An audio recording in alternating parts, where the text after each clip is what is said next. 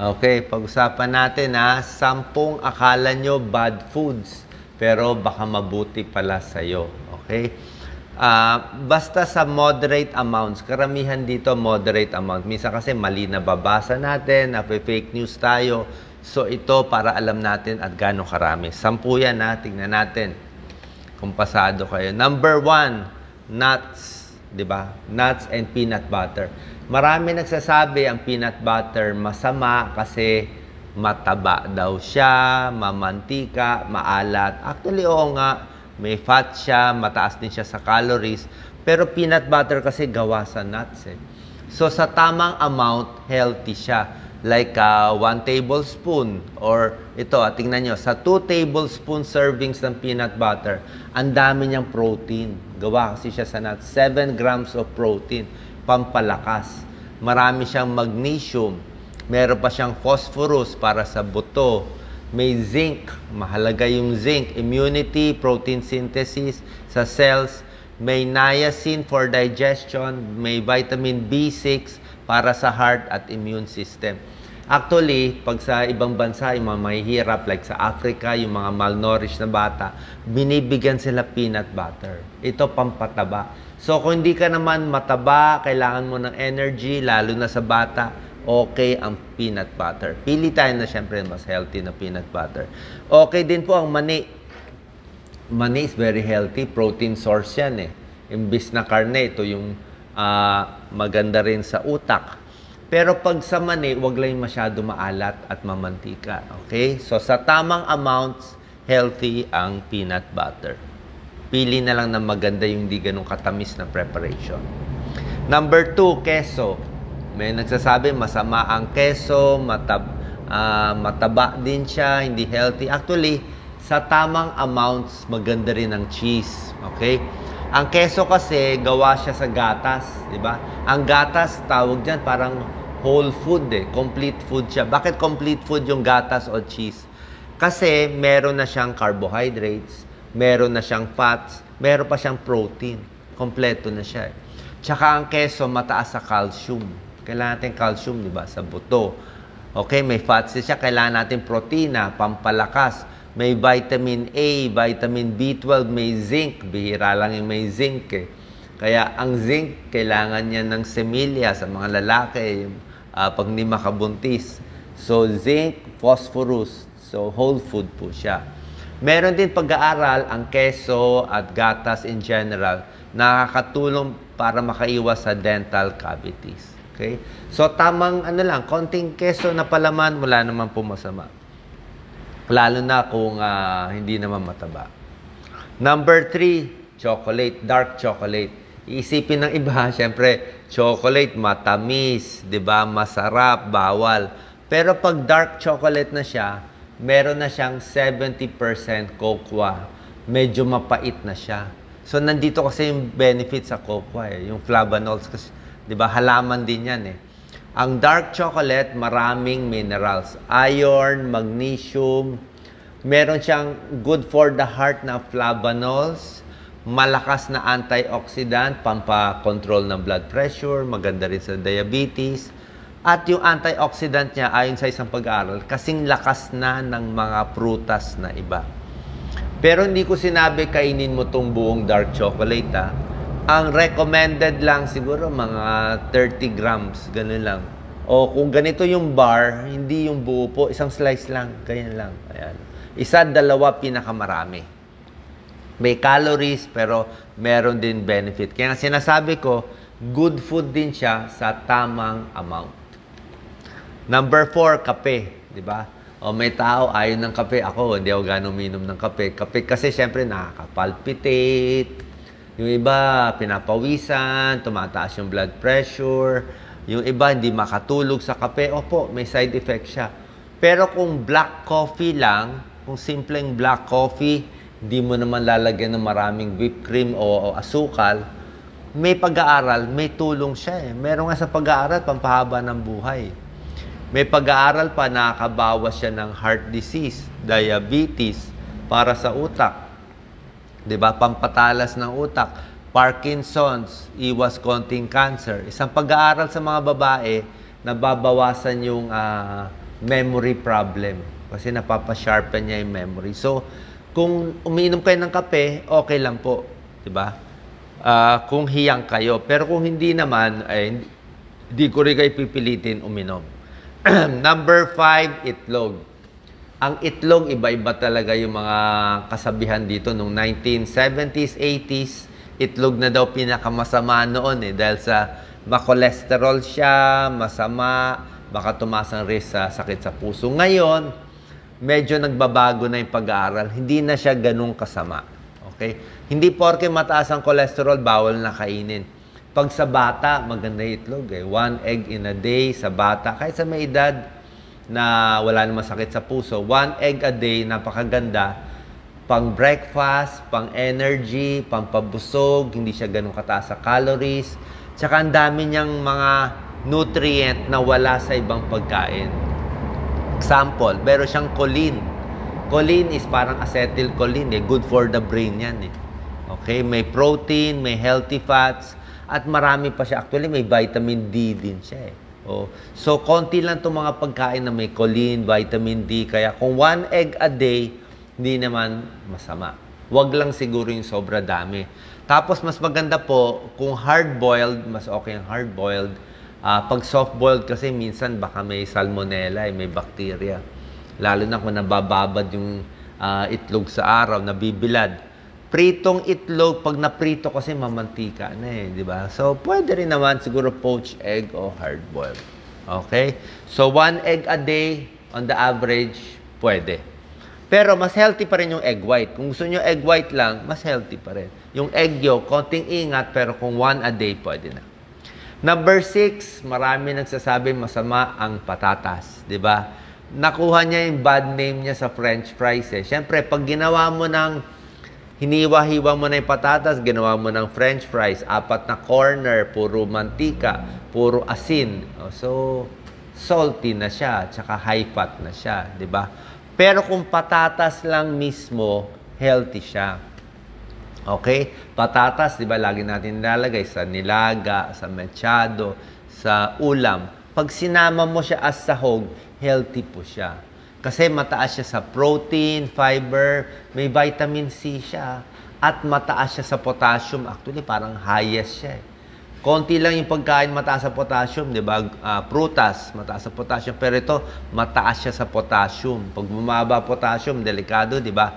Good for muscle cramps, good for the heart. May energy siya, carbohydrates, magnesium, other nutrients. Tapos, hindi siya ganun kataba pag nilaga lang siya.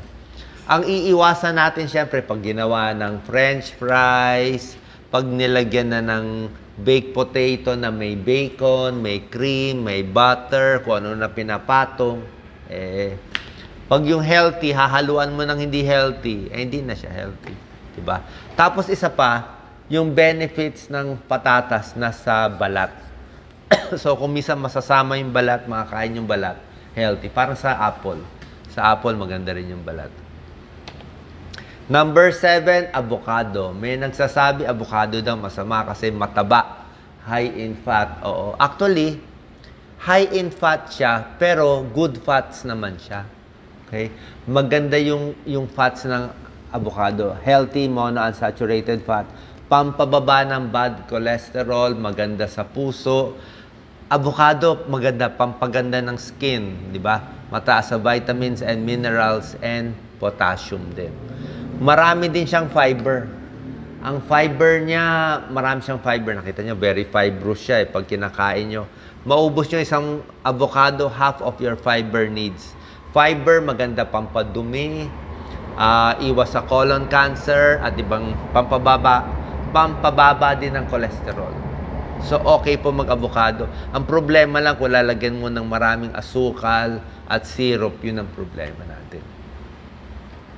Number 8, spinach. Di ba? May nagsasabi, ang spinach daw, masama daw sa kidneys, nakakasira, ibang bagay.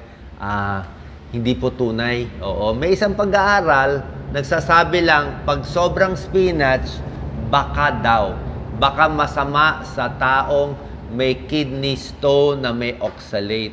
Siguro kung may kidney stone ka na may oxalate, baka wag damihan.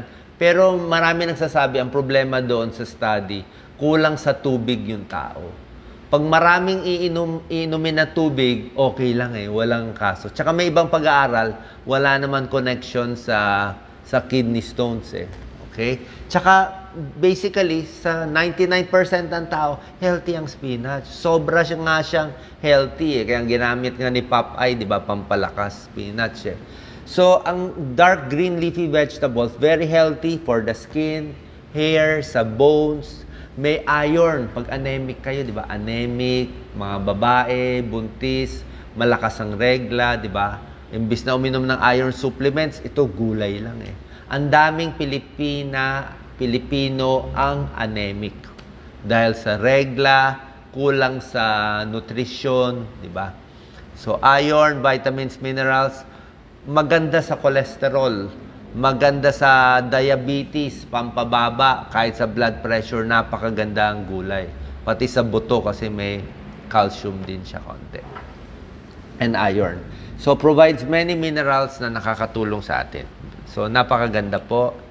Ampalaya, okay? And gulay in general. Meron pa rin magko-comment, may maling akala ang mga Pilipino, basically sa Pilipinas lang ata to eh.